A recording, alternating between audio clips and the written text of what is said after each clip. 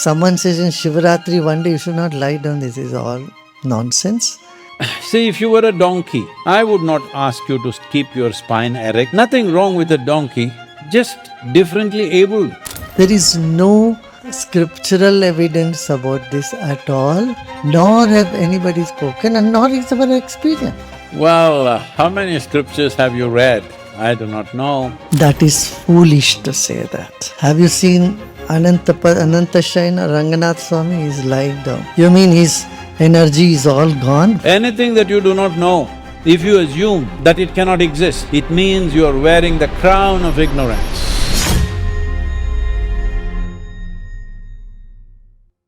Gurudev, is it true that lying down during Shivaratri is harmful to our body because there is an upsurge in energy and we shouldn't lie down? That is foolish to say that. Have you seen Anantashaina Ranganath Swami is lying down? You mean his energy is all gone? Someone says in Shivaratri one day you should not lie down, this is all nonsense. You can lie down. Yoga Nidra happens while lying down only. There is no scriptural evidence about this at all, nor have anybody spoken, and nor is our experience. In fact, we say after good meditation, lie down, because body needs that circulation. When you lie down, because when you are sitting, your metabolism is very low, and you lie down, the circulation complements that. So it is okay to lie down. Sadhguru, you said that it's important to keep the spine erect on Mahashivratri, but I haven't come across this in any scriptures. So, where is this coming from? Oh, from my spine. Well, how many scriptures have you read? I do not know, but just for your information, in this culture, in this civilization, there are hundreds of sacred books.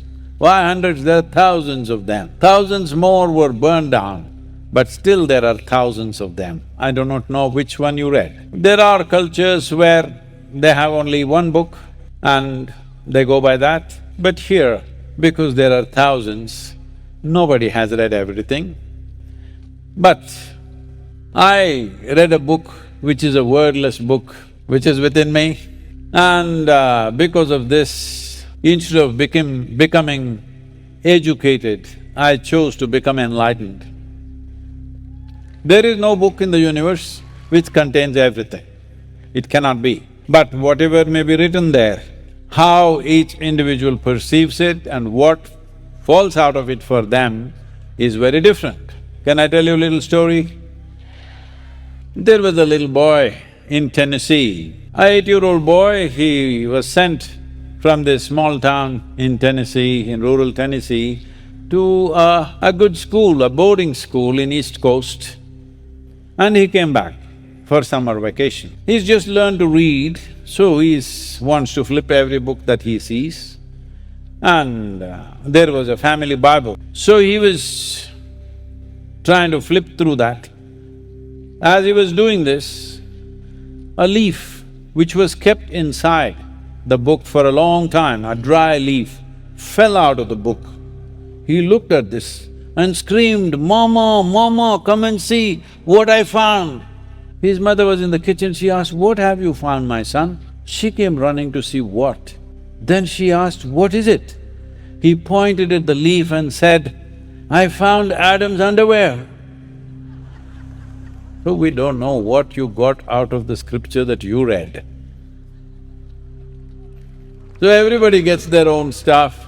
See, if you were a donkey, I would not ask you to keep your spine erect. Nothing wrong with a donkey, just differently abled. It is strong, it is stoic, and it's pretty too, but it cannot notice what courses through its spine.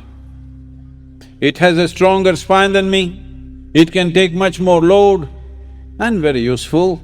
So donkeys can do many things, but they don't have the sensitivity to notice what is happening in their spine. Because they are horizontal, they are destined to be horizontal. A whole civilization has eulogized this night and talked about variety of benefits that one derives. Just stay awake. stay erect, much benefit will come your way. Anything that you do not know, if you assume that it cannot exist, whatever I do not know cannot exist in this world, it means you are wearing the crown of ignorance. It's true in the world today, with no disrespect to anybody, I'm just talking about the ways of the world. If you read 3 books, you can become a school teacher. If you read 10 books, you can become a professor in a university. If you read just 1 book, you can become an agent of God. I don't belong to this category because this is a wordless book. But this book was written by the Creator himself, you can't dispute that. If you learn to read that, you would know many, many more things about life. And simplistic minds will understand life this way. Only if I lose what I already possess, it's a loss. No, if you fail to strive to fulfill the possibilities that you hold, that is a terrible loss. You did not explore the full depth and dimension of what a human being can be, that is a loss. If you think only what you possess is gone, that is a loss, it's an unfortunate way to exist because what you possess is puny little nothing. You might have read scriptures, but you may have evolutionary issues. But even if you have evolutionary issues of keeping your spine erect, today I'm telling you, strive to stay awake and erect. In spite of all its virtues, don't be a donkey today.